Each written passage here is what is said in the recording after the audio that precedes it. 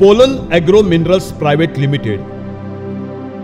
संशोधन, गुणवत्ता, सेवा के साथ हमारा लक्ष्य समृद्ध भारत। आपल्याकडे केळी लावायचं आपण निश्चित केले तर का लावायचं तर क्लिअर आहे की पहिला मी तुम्हाला सांगेन की 2029 पर्यंत तुम्ही डोळं झाकून केळी लावा, काही फरक पडणार नाही। का पडणार नाही? कारण ग्लोबल चेंजेस ज्या समोर आलेले आहेत ज्यामध्ये जगामध्ये जिथं केळी सर्वाधिक लावली जाते त्या देशांमध्ये झोनबंदी आहे आणि ती 2029 पर्यंत आपल्याकडे स्थिर आहे। तर अशी स्थिती आहे म्हणून 2029 पर्यंत आपल्याला एक सबळ संधी आहे। त्यांच्याकडे दर्जाला आपण मागे पडत होतो। दर्जा म्हणजे काय? आता ते करतात काय की त्यांचं 52, 55, 60 दिवस ट्रान्झिट करून म्हणजे प्रवास करून सुद्धा केळी टिकते, जी की आपल्याकडे 14 दिवस सुद्धा टिकत। हा एवढा मोठा तफावत काय? आता तफावत येण्यामागचं कारण काय आहे? तर ते 7 ते 8च फण्या ठेवतात, अंतर पण भरपूर आहे, त्यामुळे त्याची केळी काढणीला लवकर तयार होते। अल्टिमेटली किती काढतील तुम्ही एका शेतामध्ये एका झाडात एखाद्या घडाचा आहे ना वेन झाल्या 5च फण्या ठेवा, 7च फण्या ठेवा, 2 झाडावर प्रयोग करून बघा। ज्याला तुम्ही 5 फण्या ठेवल्यात ती वेन झाल्यापासून तब्बल 1.5-2 महिन्यातच काढायला तयार होते। मी काय म्हणतो समजते सगळ्यांना? 1.5-2 महिन्यातच काढायला तयार होते, 2 महिने सुद्धा फारसं घेत नाही। आणि ज्याच्यात आपण 7 फण्या ठेवल्यात ते 2.25 महिन्यात तयार होते आणि ज्याला आपण 9च्या वरती फण्या ठेवतो ते 3 ते 3.25 महिने घेते। आता जेवढा कालावधी तुमचा पिकाचा त्या फळाचा त्या झाडावरती वाढत जाईल, जेवढा झाडावरती वाढत जाईल तेवढी त्याच्यामध्ये ग्लुकोजचं फ्रुक्टोज आणि फ्रुक्टोजचं सुक्रोज होण्याची प्रक्रिया वाढते आणि जेवढं ती परिपक्वतेकडे जाईल, आता पक्वता वेगळी आणि परिपक्वता वेगळी, परिपक्वतेकडे जाईल तेवढी त्याची सेल्फ लाईफ कमी होते, म्हणजे टिकण्याची क्षमता कमी होते। म्हणजे ग्लुकोजचं फ्रुक्टोज होणं म्हणजे काय होणं? पाण्यामध्ये असणारी शुगर बाजूला येणं आणि वेगवेगळ्या विभिन्न कक्षेमध्ये विभागली जातात। ठीक आहे, पण त्याचे कार्बोहायड्रेट्स बनतील, बरंच काय काय बनतं आणि परत फ्रुक्टोजचं सुक्रोज होणं म्हणजे काय होणं? त्याचं परत क्रिस्टलायझेशन होणं, सॉलिडायझेशन होणं, सॉल्ट बनणं आणि ही सॉल्ट एकदा बनला की पाणी बाजूला येतं आणि सॉल्ट बाजूला येतो। मग तो सॉल्ट डिकंपोज व्हायला लागला किंवा डिग्रेडेड व्हायला लागला की मग ही पिकण्याची प्रक्रिया आणि कुजण्याची प्रक्रिया स्टार्ट होते। ज्यादा होते का? आता ह्या प्रक्रियेमध्ये त्यांनी आपल्यावर विजय कुठे मिळवला आहे? तर त्यांची केळी 7.5-8 महिन्यात काढली जाते, त्यामुळे त्यात साखर बनायला संधी आहे का? ती 2 महिन्यात काढतातच वेन झाल्या। त्यामुळे त्यामध्ये 2च गोष्टी आहेत, एक पाणी आणि ग्लुकोज आहे। त्यामुळे त्याची केळी खाल्ल्यानंतर टेस्ट नाही, पानसट असते, ब्रेड सारखी लागते। कशी लागते? ब्रेड सारखी लागते। परंतु त्यात साखर नसल्यामुळे, पाण्यातली साखर आहे, बाहेर आलेली साखर नसल्यामुळे डिग्रेडेशन आणि डिकंपोजिशन होत नाही, कारण साखर कुजायला बाहेर आहेच नाही, ती पाण्यात आहे। माझी गोष्ट कळते? म्हणजे फळ एखादं मोठं झालं की लवकर खराब होतं ना, शुगर स्पॉट येतात बघा, त्याच्यावर काळे धब्बे येतात, त्याला शुगर स्पॉट म्हणतात, म्हणजे साखर बाहेर पडते। समजलं? तर अशा ह्या प्रक्रियेमध्ये त्यांची साखर बाहेर पडत नाही, त्यामुळे त्यांची मॉलमध्ये केळी लावल्यानंतर सुद्धा 20-22 दिवस आहे अशी पुरेश राहते। आपली केळी दुसऱ्या दिवशी सकाळी तरी त्याच्यावर काळे डाग यायला चालू होतात। पिकलेली केळी घरात आणून बघा, 2 दिवसाच्या वर टिकते का? पण हे का? कारण आपण केळी काय केली? पूर्ण परिपक्व करून काढली। ती लोक काय करतात? प्री मॅच्युअर कंडिशनला काढतात, मॅच्युरिटीच्या आधी, म्हणून त्यांची प्रवासाची जी लांबची प्रवास कक्षा आहे ती सहज सोपी होते। म्हणजे इक्वेडॉरमधून गल्फमध्ये केळी यायला 52 दिवस लागतात, 52 दिवस येऊन परत 15 ते 20 दिवस पिकून विकेपर्यंतच्या चॅनलमध्ये ती टिकतात। म्हणजे किती दिवस टिकली? विचार करायची गोष्ट आहे।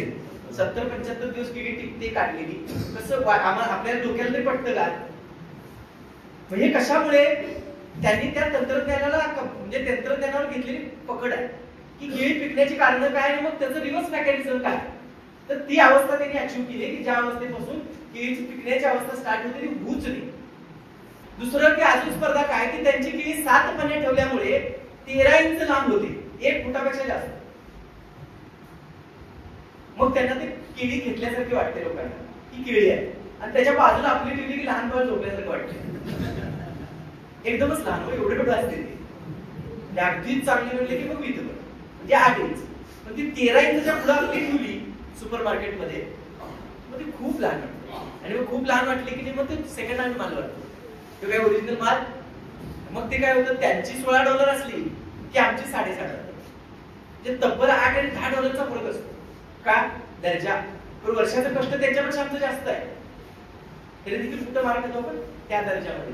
आता ह्या सगळ्या गोष्टीला कुठेतरी पूर्णविराम देऊन काम सुरू झालं पाहिजे. आणि ते जर झालं तर मग तुम्हाला किती दर पडो काही हो, निर्यात जर तुमच्याकडे टिकून राहिली, निर्यात मी काय टिपिकल शब्द वापरतोय, निर्यात जर टिकून तुमच्याकडे राहिली तर केळीला कधी पडत नाही. का नाही? तर कितीही भाव पडले तर निर्यातदाराला केळी या पिकाचा निर्यात करायचा असेल तर खर्च, बेसिक खर्च जर बघितला, मी स्वतः एक्सपोर्टर आहे, आज 11 वर्ष आहे, आमचा अनुभव आहे की केळीचे पैसे जे आम्ही पोहोचवतो कधी तिथे केळी, ही केळी फक्त निमित्त आहे, नाही तर सगळे 90% खर्च बाकीच्याच गोष्टीचे. केळी फुकट असते त्यात. साधारण म्हणायचं झालं तर तुम्हाला आम्ही 20 रुपये देतो किंवा शेतकऱ्याला एक्सपोर्टर 30 रुपये देतो, त्याचा फार मोठा एक्सपोर्टवर प्रभाव पडत नाही. याच परिस्थितीत एक्सपोर्टरची अपेक्षा जी आहे किंवा त्याला तिथं आंतरराष्ट्रीय बाजारपेठेमध्ये जी स्पर्धा आहे ती जर आपण समजून घेऊन जर काम केलं, जसं आता सोलापूर चांगल्या पद्धतीने ते करतंय, जे जळगावला जमलेलं नाही, जे बुरहानपूरला जमलेलं नाही, जे गुजरात मधल्या जुन्या भागांना जमलं नाही, ते सोलापूर करतंय आणि त्यामुळे तिथे यश टिकून आहे, दर्जा आहे आणि वर्षभर केळी उपलब्ध पण आहे. रेट पडतील, वर जातील, खाली जातील. बघा मध्ये रेट खाली आले होते, नाही असं नाही. तुम्हाला थंडीमध्ये लक्षात आलं असेल, थंडी संपता रेट खाली आले होते, अगदी 9 रुपयावर रेट आले होते. पण किती दिवस 9 रुपये राहिले? फक्त एक 10-12 दिवस. परत रेट वर चढले, परत 12 रुपयाच्या वरती निघून गेले. आता यशस्वी लागवड करायची आणि या निर्यातीच्या चेन मध्ये मला बसायचं आहे, तर केळी लावलीच पाहिजे का, आणि केळी लावली पाहिजे तर का आणि कशी, याच्यावरती आपण चर्चा करू. केळीला मधला एक प्रश्न होता की पूर्व मशागत काय करावी, बेवड काय असायला पाहिजे. तसं केळी खादाड पीक आहे का? मराठीत आपण एक सहज शब्द वापरतो की मका लावता की खादाड पीक आहे, म्हणतो का नाही म्हणतो? तसं केळी आहे का खादाड पीक? तर तुलनेने विचार केला तर याला पोटॅशियम हे जो न्यूट्रियन्स आहे आणि कॅल्शियम हे 2 न्यूट्रियन्स त्याला सर्वोच्च लागतात, इतर पिकांच्या तुलनेत सर्वाधिक लागतात. म्हणजे त्याची तुलना इतर पिकांची होतच नाही, इतके लागतात. बाकीच्या न्यूट्रिशन मध्ये ते इतर पिकांच्या तुलनेमध्ये ऍव्हरेज मध्ये न्यूट्रिशन अपटेक करतं, पण पोटॅशियम आणि कॅल्शियम हा हाय रिचलाच ते अवेलेबल उपलब्ध म्हणजे घेऊन टाकतं. जसं की आपण विचार केला तरी जवळजवळ तब्बल एक झाड वर्षभरामध्ये जर 30 किलोची सरासरी, जर 25 ते 30 किलोची जर उत्पादन देत असेल तर ते झाड साधारण 420 ग्रॅम कमाल 510 ग्रॅम पर्यंत पोटॅशियम मागतं किंवा तेवढं पोटॅशियम कंझ्युम करतं. म्हणून केळी हा पीक, केळी फळ खाल्लं तर आपल्या शरीराला हायएस्ट पोटॅशियम मिळतो, जो इतर कुठल्याही परिस्थितीत इतर कशातून मिळत नाही. ते कशातून मिळतो? केळीतून मिळतो, कारण ते हायएस्ट पोटॅशियम कंझ्युम सुद्धा करतो. समजतं मी काय म्हणतो? समजते सगळ्यांना? ठीक आहे. तर मग याच्यासाठी पूर्व मशागत काय आणि मग बेवड केले पाहिजेत का? तर बेवड सगळ्यात कुठलंही पीक असू दे, सातत्याने एक पीक एकाच जमिनीत वारंवार झालं की समान पद्धतीची अन्न साखळी तयार होते, समान पद्धतीच्या अन्नाचा अपटेक केला जातो किंवा उचलले जातात, आणि जे अपेक्षित आहे त्यांची दिवसेंदिवस ऱ्हास होतो का, ती मिळत नाही. तेच पीक ती वारंवार घेत राहतं. जसं मी केळीच्या बाबतीत म्हटलं की पोटॅशियम आणि कॅल्शियम ते उच्च लेवलला उचलणार आहे किंवा सर्वाधिक येणार आहे. जर ते पोटॅशियम आणि कॅल्शियम उच्च लेवलला जमिनीतून घेत असेल तर अल्टिमेटली जर 10 वर्ष 15 वर्ष तुमच्या जमिनीत पीक केळी झाली तर तिथं पोटॅशियमची डेफिशियन्सी जनरेट व्हायला सुरू होणार आहे. दुसऱ्या इतर कुठलं तरी पीक तुम्ही जर उद्या लावलं आणि ते जर potassium highest potassium consume crop असेल तर ते उत्पादन देईल का? नाही देणार. समजतं? म्हणून आपण काय म्हणतो की पीक फेरफाटत असणं अपेक्षित आहे. मग तुम्ही चांगला बेवड काय करता? जशा पद्धतीने आपली लोकसंख्या वाढली आहे, पिकं वाढली नाही, त्याच्यापेक्षा झपाट्यात लोकसंख्या वाढली. म्हणजे आपण म्हणतो की सगळीकडे उत्पन्न खूप वाढलं, पण तुलना करून बघा, जेवढी लोकसंख्या वाढली आणि आता तुकडेकरण झालंय त्यात आता आपण जमिनीला विश्रांती देण्याच्या मानसिकता आहे का? खरंच देऊ शकतो का?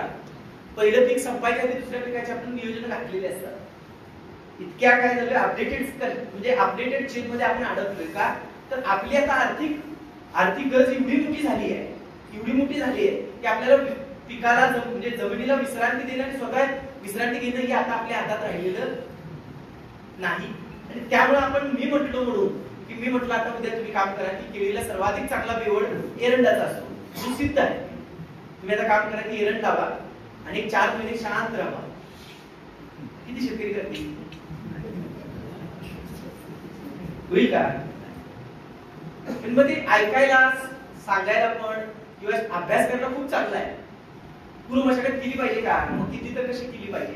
तर कोणतंही पीक असू दे, हार्डकोर ऍग्रिकल्चर नॉलेज काय सांगतं किंवा ज्ञान काय म्हणतं की पिकाची शरीर रचना कशी आहे ह्याचा जर शेतकऱ्याला अभ्यास कधी जर कळला, ज्याला फिजिओलॉजी म्हणतो, तसं शरीराचं या वनस्पतीचं फिजिकल या निसर्गामध्ये ते कसं कसं वाढवतं, त्याचं शरीरशास्त्र काय हे कळलं ना, मग आपल्याला पूर्व म्हणजे pre cultivation, post cultivation, inter cultivation सगळं कळतं.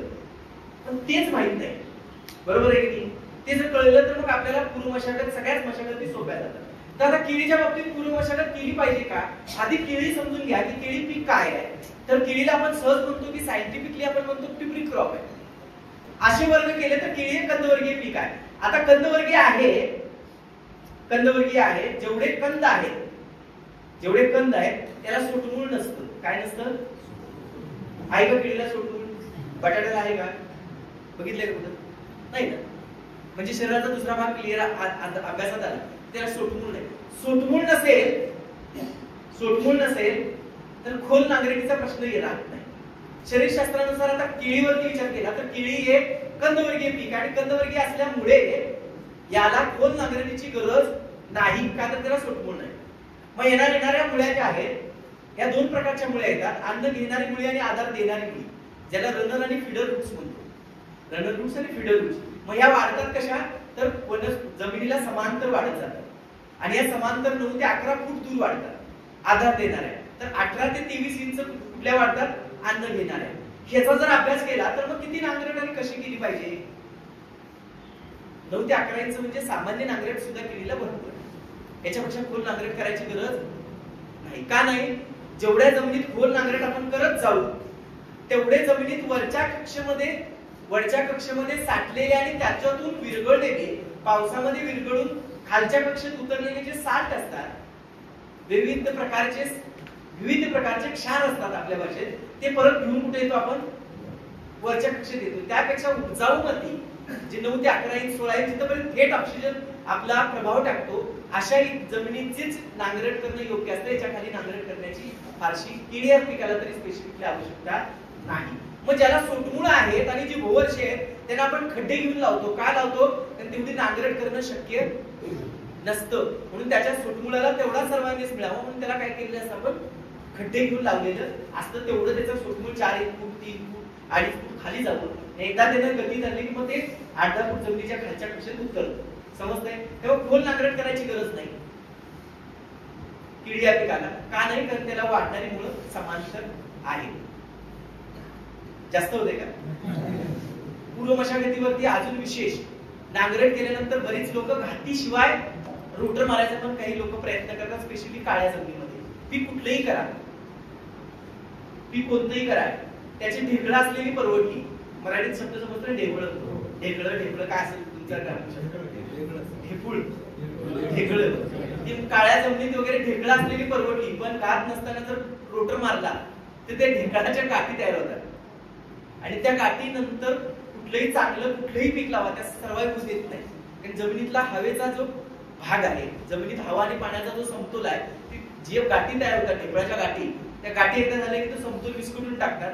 मग पीक आपल्या मुळांची पकड जमिनीत बनवू शकत, कारण अचानक पाणी वाढतं तर अचानक हवा वाढते, अचानक पाणी वाढतं तर अचानक हवा वाढते, ज्याला बफर म्हणतो तो बनत नाही. त्यामुळं आघाती वेळेला रोटर वापरला नाही पाहिजे. पण बिना घातीचा जर रोटर मारला तर तो आपल्याला खूप मोठ्या लेवलचे 3-3, 4-4 महिन्यापर्यंतचे त्रास डेव्हलप करू शकतो. कारण ती जर मातीचे बारीक फाईन कण एकदा मोठ्या जाड्या कणाला एकदा चिकटले आणि ते पण तुमच्या 3800 RPM जर चिकटले तर त्या माती काय घेत नाही? पाणीच घेत नाही आणि पाणी चटक्यान सोडून देते, चटक्यान हवा घेते.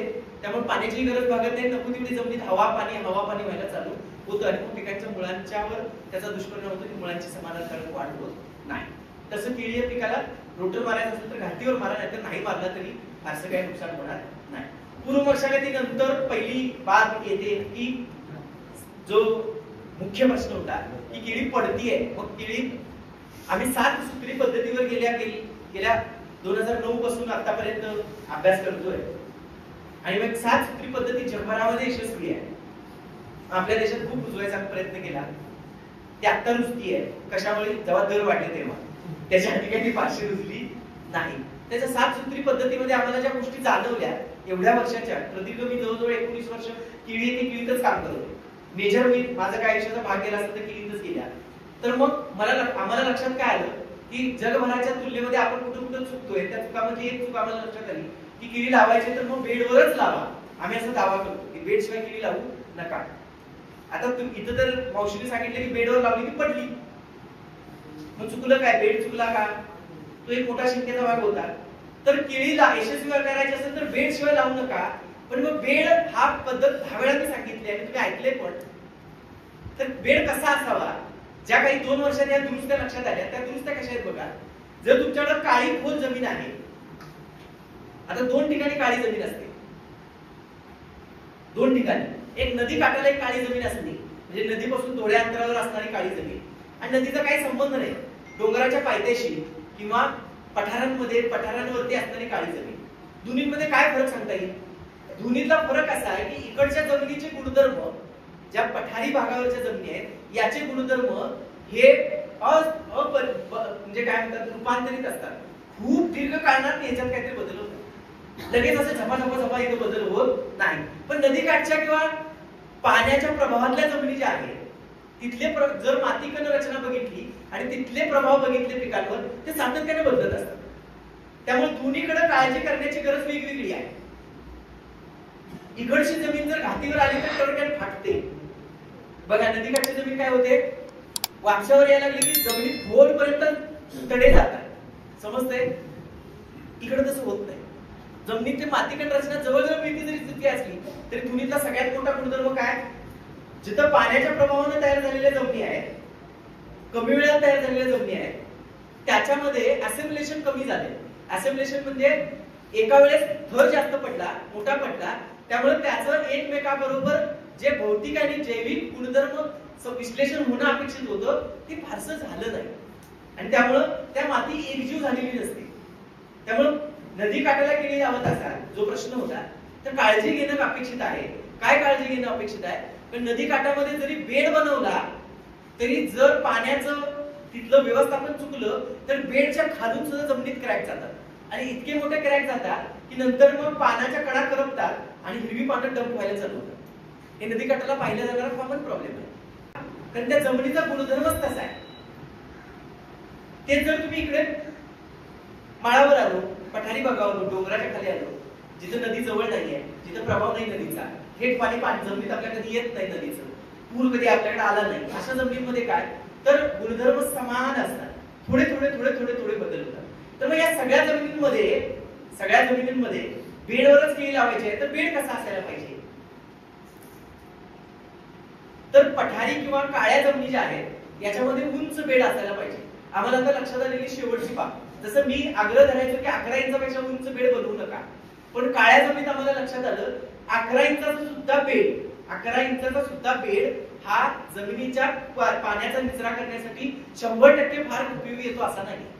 म्हणजे ज्यांची काळी जमीन आहे आणि ती जर 4 फुटापेक्षा खोल असेल, किमान 4 फूट, निचरा होण्याची सर्वाधिक क्षमता 3.2 फुटाची असते.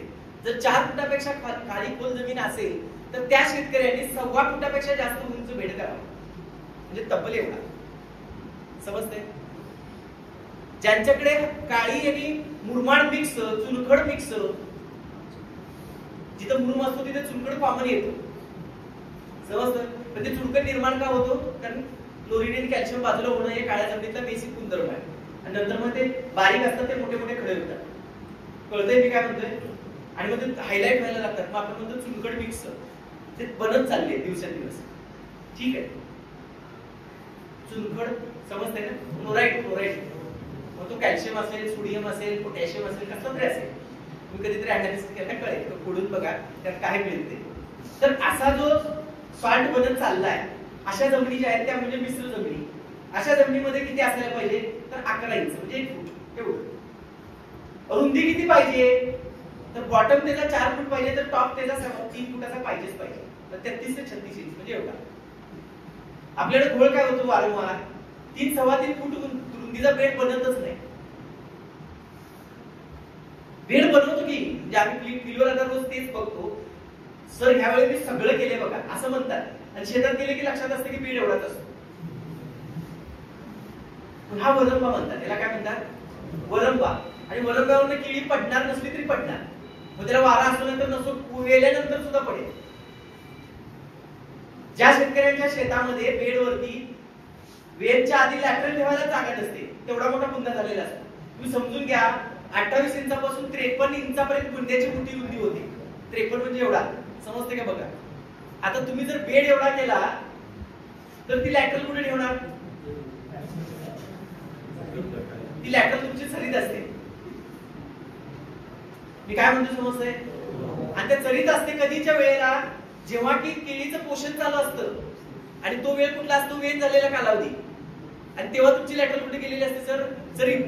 आणि चरीमध्ये तुम्ही पोटॅशियम, कॅल्शियम, युरिया बरोबर नायट्रोजन बरोबर तिथं सोडत असताय. आधीच तो पोटॅशियम वाहत नाही एका जागेवर दुसऱ्या जागेला. खाणाऱ्या मुळे आहेत बेडवर, पोटॅशियम जमिनीत तुमच्या त्या चरीत, आणि केळीचं वजन येत नाही. मग म्हणतात की 25 किलो आली बस वर्षभर तुमचं सगळं बघेल. कळतंय? प्रॅक्टिकल घोळ काय बघितले? एक काय म्हणतो कळतंय? ते खाली 6 इंच, 8 इंच, 10 इंच चाळीत आहे. हे होतं का? तर आपली बेडचा मोठा गडबड असते की बेड आपण बनवू शकत नाही किंवा बनवला जात नाही. मग बऱ्याच ठिकाणी बेड कसा बनवायचा हेच कळत नाही. बेड कसा बनवायचा हेच कळत नाही.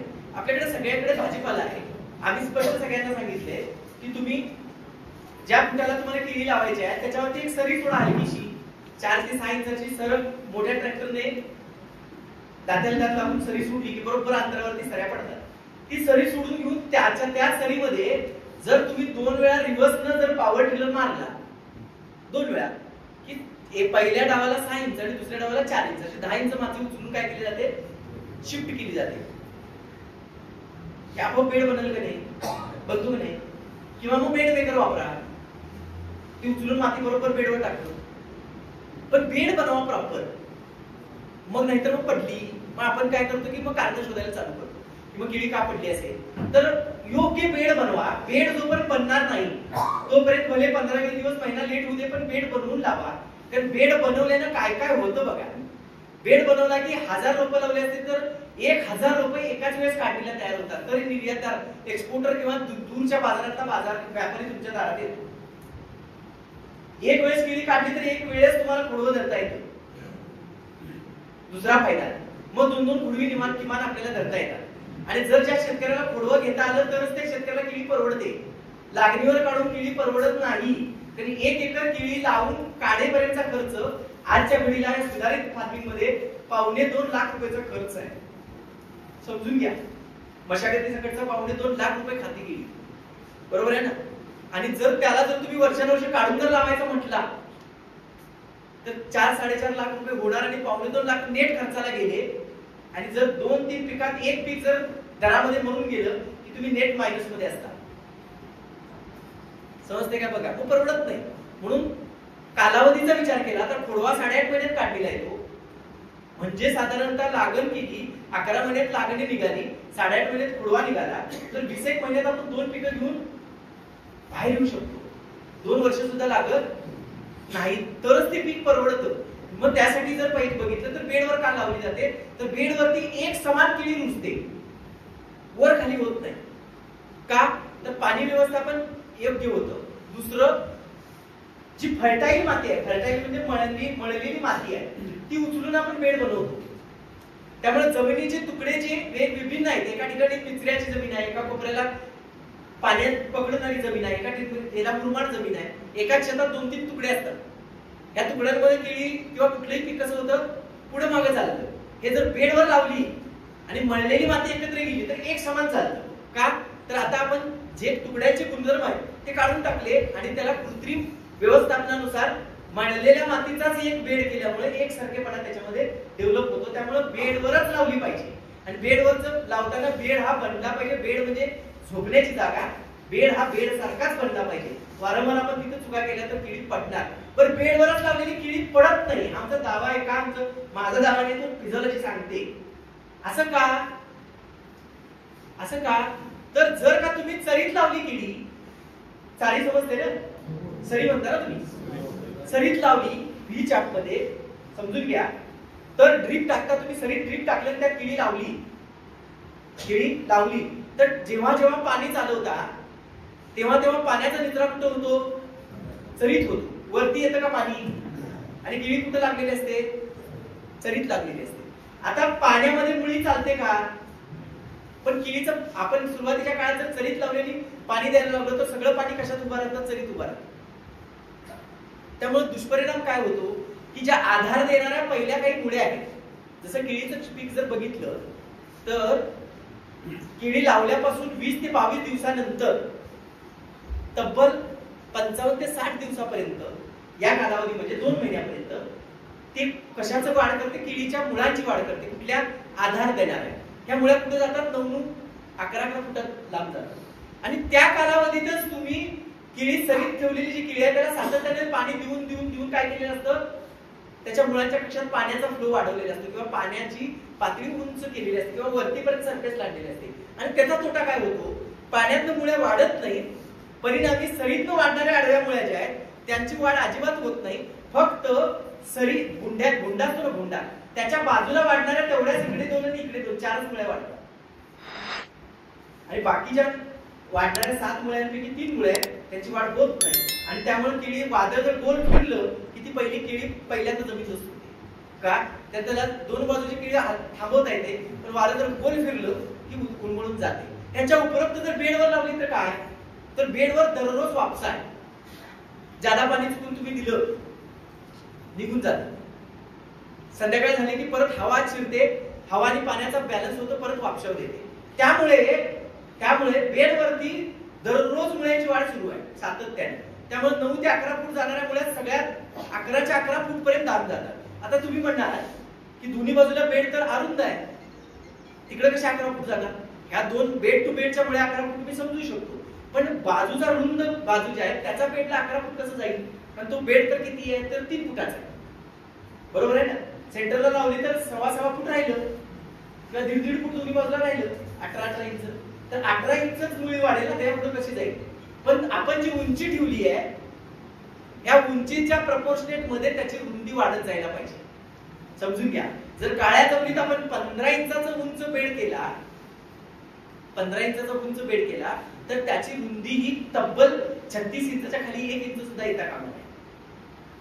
तर मग त्या रुंद केलेल्या 36 इंचाचा एवढा मोठा, मी दाखवते पण मुद्दा तुम्हाला, एवढा मोठा जो 36 इंचाचा बेड आपण करतोय त्या 36 इंचापर्यंत मध्यावरती लावलेलं रोप ज्यावेळी 18 इंच मुळी वाढवत जातं त्यावेळेला जमिनीमध्ये असणाऱ्या ऑक्सिजन आणि त्या ऑक्सिजन मुळे असणारी जमिनीतली ग्रॅव्हिटी, गुरुत्वाकर्षण त्या मुळीला काय करत असतं? खाली ओढत असतं. आणि ती ओढता ओढता 16 इंच ज्या वेळेला मुळी बाजूला वाढते त्यावेळेला तब्बल ती 8 ते 9 इंच जमिनीत खाली जाते. म्हणजे मुळीचा गुणधर्म कसा आहे फिजिओलॉजिकल?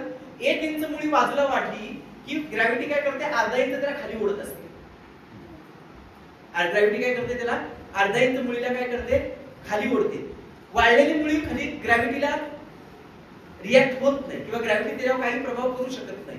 पण त्यामध्ये पाणी आणि अन्न आहे तोपर्यंत ती मुळी काय करते? ग्रॅव्हिटीने खाली ओढली जाते. आणि ती खाली ओढली म्हणून मुळ्या कशा हळूहळू अशा वाढतात. मुळी जर तीच मुळी तुम्ही ग्राफ्टिंग वगैरे करता बघा, पॉट ग्राफ्टिंग किंवा म्हणजे काय गुटी बांधता वगैरे, त्यावेळेला मुळ्या कशा वाढतात बघा, सरळ अशा एरळ सरळ वाढतात. लक्षात येते का बघा? समजते तुम्हाला? त्याला काही काही वेळेला मग ती खाली वाढते का वर वाढते सुद्धा कळत नाही. तिला जागा मिळेल तशी वाढते. समजतं? पण जसं जसं सरफेस कडे खाली जाऊ त्याच्यातल्या फायबर मध्ये पाणी आणि अन्न बनायला लागलं त्या मुळीमध्ये की त्याच्यामध्ये ग्रॅव्हिटीचा इफेक्ट व्हायला लागतो आणि मग मुळी खाली ओढली जाते. समजतं? तर ही 18 इंच बाजूला वाढता वाढता 9 इंच जमिनीत उतरली की आपला बेड संपतो आणि मग ती बेडच्या खालून कुठं वाढते? जमिनीच्या सरफेस एरियातनं खूप दूरचा प्रवास म्हणजे 9-11 फुटाचा करते. म्हणून बेडवरची केळी पडत नाही. जी किंबहुना तुलनेनं बघितलं तर सपाटी लावलेली, चारीत लावलेली ही केळी सहज पडते, कारण त्याच्या मुळीचा एकसंग वाढ होत नाही. एका बाजूला वाढते, दुसऱ्या बाजूला ओढत नाही. त्याची कुठली मुळी? तर आधार देणारी मुळी. म्हणून बेडवरच लावलं पाहिजे. आता बेडचा दुसरा फायदा काय आहे? बेडचा अजून काय फायदा आहे? अति थंडी, अति पाऊस, अति ऊन. आपल्याकडे सीझन तिन्ही येतात. या तिन्ही हंगामामध्ये येणारे काही दिवस, जसं थंडीचा 21 दिवसाचा कालावधी, पावसाचा 37 दिवसाचा कालावधी आणि उन्हाळ्याचा 54 दिवसाचा कालावधी. हे कालावधी जर बघितले तर उन्हाचा कोरडेपणा असतो, पावसाचा सातत्याचा ह्युमिड 85% पेक्षा जास्ती आर्द्रता असते. आणि थंडीचं बघितलं तर गोठवणारं तापमान, गोठवणारं म्हणजे ज्याच्यामध्ये फ्रीजिंग पॉइंट येतो असं तापमान असतं. असे जे कालावधी येतात, या कालावधीमध्ये बेड असल्यामुळे त्या ठिकाणच्या पिकांवरती या वातावरणाचा जो दुष्परिणाम व्हायला पाहिजे किंवा विपरीत परिणाम व्हायला पाहिजे त्याच्या वाढीवर, तो तितका होत नाही. आता त्याला बेड का कारणीभूत ठरतो? आता हिवाळ्याचा विचार केला तर सकाळी थंडी जशी कोटण्याच्या पॉइंटला येते तसं त्याच्या हवेमधल्या पाण्याची घनता वाढते. आणि घनता वाढली की पाणी सरफेसवर येतं, म्हणजे कुठे येतं? जमिनीवर येतं. जर बेड असेल तर जी एकदम थंड हवा आहे, जी मुळांना इजा पोचवते, कुणाला इजा पोचवते? मुळांना इजा पोचवते. ती थंड हवा कुठे जाते? चारीत निघून जाते. का? तर बेडपेक्षा चारी काय आहे? खाली आहे. त्यामुळं ती काय वजनानं घनतेने कुठे उतरते? त्यामुळं मुळांच्या कक्षेमध्ये जी जखमा होतात मुळांच्या टोकांना थंडीच्या, त्या जखमा फारशा होत. समजतं? हे कशामुळे शक्य झालं? बेडमुळे शक्य झालं. हा झाला एक फायदा. दुसरा फायदा काय आहे? पावसाळ्याचा विचार केला, अति पाऊस व्हायला चालू, 100% विचरा वाढतो. बेड आहे, बरोबर. आता बेड मध्ये दोन अजून प्रश्न तुमचे भरपूर असतात. मग आम्ही पण नंतर बेड लावतोय की. आपलं म्हणणं काय असतं सामान्य, आम्ही भरणी करत नाही का? करतोय ना. मग भरणी करून बेड तयार होत नाही का? होतोय. मी काही त्याला डिनाय करत नाही किंवा ते मी अमान्य करायचा तर अजिबात विचार पण करत नाही. पण आपण नंतर बनवलेला बेड आणि अगोदर बनवलेला बेड काय फरक सांगता येईल तुम्हाला?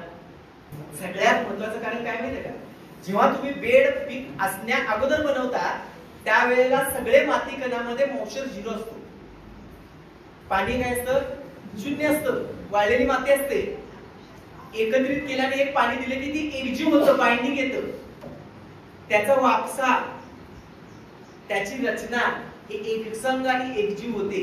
जी नंतर लावलेली भर ही पाण्यातली असते, म्हणजे ओल्या मातीची असते. ती एकजीव कधी होत, त्याला कधी वापसा येत, ती कधी बाइंडिंगच करत नाही. समजते का? बघा, म्हणून पहिला बेड म्हणजे आम्ही ओरडून म्हणतो ना, बेडवर लावा, बेडवर लावा, बेडवर लावा. हे काय आमची काय हाऊस नाही आहे, हे फॅक्ट आहे. नंतर जो बेड बनवतो तो बेड बनतच नाही कधी. ते भाग असतात वेगवेगळे. समजते का? बघा, एकजीव कधी तो होतच नाही. आणि तो एकजीव झाला नाही तर बेड होईल का? कसा होईल? 4 पाय एकत्र आणलेत, पाय बाजूला ठेवलेत आणि झाला बेड, झोपा. कसं होईल? ते एकजीव व्हायला पाहिजे तर बेड बनेल ना. तर वापसा येईल, तर हवा पाण्याचा समान गुणोत्तर राहील, नाहीतर ते राहणार नाही. मग खतांची रिझल्ट येणार नाही. कुठलीच गोष्ट आपल्या इच्छित ध्येयापर्यंत पोहोचेल का? समजते का? बेडला संलग्न 3 प्रश्न, मुख्य 3 प्रश्न. पहिला प्रश्न आहे की मल्चिंग लावलं पाहिजे का नाही लावलं पाहिजे. दुसरा प्रश्न आहे की पूर्व, पश्चिम, दक्षिण, उत्तर बेड कसे सोडायचे किंवा लावायची दिशा कशी असावी. आणि तिसरा प्रश्न, आंतरपिकं घ्यायची का नाही घ्यायची. आता ते आणि प्रश्न नाही, बेडशी संलग्नित नाही आहे. बेडशी संलग्नित नाही आहे. बेडला संलग्नित तिसरा प्रश्न काय आहे की बेड बनवला की पाणी किती द्यायचं, चारीत लावलं तर पाणी किती द्यायचं. असे बरेचसे त्या सोशल मीडियावर कमेंट असतात. मी चरीत लावली साहेब, तुम्ही सगळं बेडच बोलताय, पण चरीत किती पाणी द्यायचं. त्यातले 2 महत्वाचे विषय घेऊया आपण. एक, मल्चिंग करायचं का नाही करायचं. केळीला खरंच मल्चिंगची गरज आहे का? तर ते पिकानिहाय की मल्चिंग ठरतं का? मल्चिंग घालणं हे पिकांच्या नुसार असतं का? तर ते पिकांनुसार नसतं, ते परिस्थितीनुसार असतं. परिस्थितीनुसार म्हणजे काय की जर का आपण केळी लागवड हिवाळा आणि पावसाळा या दोन्ही हंगामात करत असू तर मल्चिंगचे लाभ सर्वाधिक आहे. आणि जर का आपण केळीची लागवड उन्हाळ्यामध्ये करत असू तर त्याच्या लाभापेक्षा नुकसान जास्त आहे.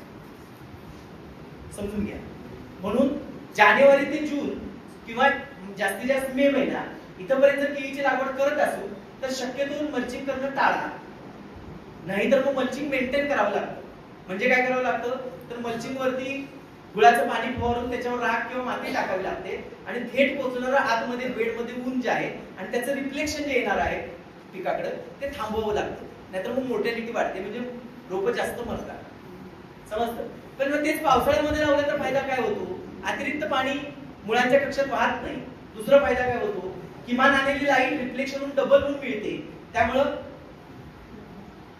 ज्या काही किमान आणि कमाल अन्न पचवण्याच्या प्रक्रिया आहे म्हणजे फोटोफिल्मिक प्रोसेस आहे त्यात गतीने वाढतात आणि त्यामुळे मग पचन यंत्रणा लागली तर वाढीमध्ये कुठेही खंड येत नाही, तण येत नाही. सगळ्यात महत्वाचा फायदा काय येत नाही? तण येत नाही. आणि काय फायदा असतो की मल्चिंगला खालून ग्रे कलर असतो, ग्रे आणि वरून सिल्वर किंवा व्हाईट असतो.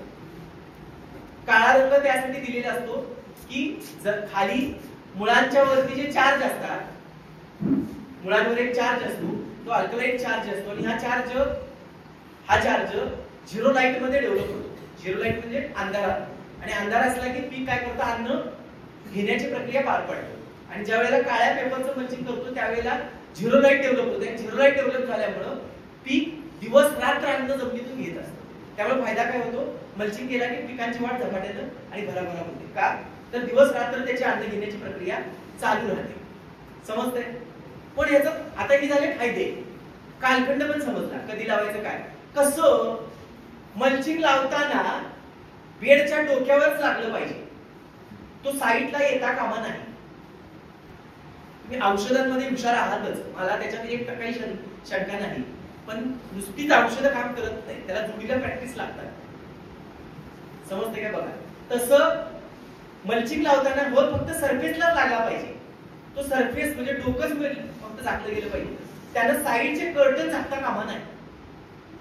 साईडचे जर कर्टन झाकले तर बाहेर पडणारं पाणी आणि आत जाणारी हवा हे ब्लॉक होतात. आणि हे जर ब्लॉक झाले तर आतमध्ये असणारी वापसा कंडिशन डिस्टर्ब होते आणि मग मुळ्या सरफेसला येतात. मुळ्या कुठे येतात? तुम्ही मल्चिंग फाडून बघितली की सगळ्या मुळ्या वरच येतात बघा. का जातात? जमिनीत हवाही जात नाही आणि पाणी जात नाही. हवा बाहेर पडली नाही तर पाणी आत जात नाही, आणि पाणी आत गेलं नाही तर परत तिथे हवा काहीच काम करत नाही. मग वॉटर डेड ब्लॉक तयार होतात, पाण्याचे ब्लॉक तयार होतात आणि जमीन कॉम्पॅक्ट व्हायला लागते. मग मुळी काय होते? वरती स्थलांतरित होते. मग भाजीपाला पिकव किंवा मग पिकांमध्ये मल्चिंगचे दुष्परिणाम काय दिसतात? जर भाजीपाल्यामध्ये लावलं की 2 महिने खूप चांगले रिझल्ट असतात. 2 महिन्यानंतर एकदा पीक अडचणीत यायला लागलं की त्यातनं बाहेरच पडत नाही, मग ते संपतच. आणि मग काढल्यानंतर लक्षात येते की मुळ्या सगळ्या वरून थांबले होते. का? तर त्या मल्चिंगचा बेसिक जो प्रॅक्टिस आहे ती कधी समजून घेतली नाही. त्याने एअर कर्टन ब्लॉक करू नका. एअर कर्टन म्हणजे हवा आणि पाणी जाण्याची जी जागा आहे ते ब्लॉक करू नका. दुसरे पुढे जाऊया. बेड नंतर अंतर, दिशा. अंतर पूर्व, पश्चिम, दक्षिण, उत्तर. ऊस, केळी अशी जी मोठी पिकं आहेत जी वार्षिक आहेत किंवा निमवार्षिक आहेत, याच्यावर त्याचा किती प्रभाव आहे? तर वाहताना आपल्याकडे जर वारं बघितलं, उन्हाचा फारसा प्रभाव नसतो. आपण दिशा कशावर ठरवतो? वाऱ्यावर ठरवतो. तर वाऱ्याचा प्रभाव बघितला तर म्हणजे पश्चिमेकडून उत्तरेकडे आणि उत्तरेकडून पश्चिमेकडे वाहणारं वारं आपल्याकडे जास्त आहे. तर जर का पूर्व पश्चिम सरी असेल, पूर्व पश्चिम असेल, तर त्याचा लाभ काय होतो की वारं आतमध्ये ट्रॅप होत नाही, म्हणजे अडत नाही. ते सहज एका बाजून आत शिरतं आणि दुसऱ्या बाजून निघून जातं. त्यामुळे जर वारं वादळ आलं छोट्या 40 किलोमीटर 60 किलोमीटरचं, तर त्यात पडझड फारशी झाडांची होत नाही. त्यासाठी दिशा ठीक आहे पूर्व पश्चिम. पण तुम्हाला प्लॉट जर लांबीलाच दक्षिण उत्तर असेल तर तो काय तुम्ही प्रयत्न करायला लागू नका की पूर्व पश्चिमच लावायचा. जसा आहे तसा लावा, त्याचा प्रभाव वादळ वारा आलं तर आहे. पुढे अंतर. केळीमध्ये यशस्वी व्हायचं असेल तर अंतर काय पाहिजे? मग लावण्याच्या पद्धती 2-3 प्रकारच्या आहेत. कुणी जोडवळ लावतं, कुणी 5x5 लावतं, कुणी 6x5 लावतं, कुणी आणि आता नवीन आणि काही लोकांनी खड्डे पद्धत उसामध्ये आणली, तशी केळीमध्ये पण आणली आहे. एका ठिकाणी मस्तपैकी 5x5चा खड्डा घ्यायचा आणि 4 कोपऱ्यावर 4 रोपं लावून टाकायचे. काय प्रयोग करायला काय 4 करायला काय हे सगळं करून बघितलं. तर हे सगळे अंतर कशावर ठरतात? ती लाईटवर ठरतात. म्हणजे आपण ह्या प्लॅनेटवर कुठं आहे आणि आपल्याकडे येणाऱ्या सूर्याची किरण कशी आहे, म्हणजे विषुववृत्तापासून आपण किती लांब आहे आणि आपल्याकडे कोणत्या डिग्रीत सूर्य किरण येतात, त्याच्यावरती प्रत्येक पिकाचं अंतर ठरतं. समजतं? जसं जसं जसं सूर्यकिरण जमिनीकडे खालच्या भागात येतात, म्हणजे अशी आडवी येतात, तसं तसं तसं पिकातलं अंतर वाढत जातं. जशी जशी ती किरण डोक्यावर येतात तसं पिकातलं अंतर काय होतं, कमी होत येतं. बाकी याच्यात दुसरं काही सायंटिफिक नाहीये, हे बेसिक सायन्स आहे. समजतं?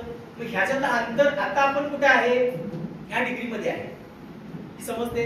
80-82 पासून ही समजते 160 170 ह्या डिग्रीमध्ये आपण आहे. तर ह्या डिग्रीमध्ये जो सूर्य येतो याला केळीसाठी किती अंतर असणं अपेक्षित आहे, तर वर्षभरामध्ये केळी जर लावत असो आपण तर 7/5 हे आपल्या देशासाठी युनिव्हर्सल म्हणजे सर्वात यशस्वी मानलं जाणारं सायंटिफिक डिस्टन्स आहे. 7 2 ओळीतल्या 5 2 रोपात सगळ्यात उत्तम अंतर मानलं जातं. पुढे जाऊ. केळीची रोपं निवडताना वेगवेगळ्या कंपन्या बदलल्या की